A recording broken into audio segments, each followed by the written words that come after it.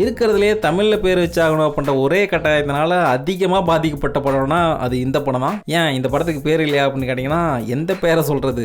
Mass அப்படின்னு first வச்ச பேரை சொல்லவா, அப்புறம் மாசு என்கிற மாசிலாமணி அப்படின்னு பார்த்தினாங்க அதை சொல்லவா, இல்லை மாசு என்கிற மாசிலாமணி அப்படின்னு பார்த்தினாங்களே அதை சொல்லவான்னா எல்லாத்தையும் சொல்லிட்டியே.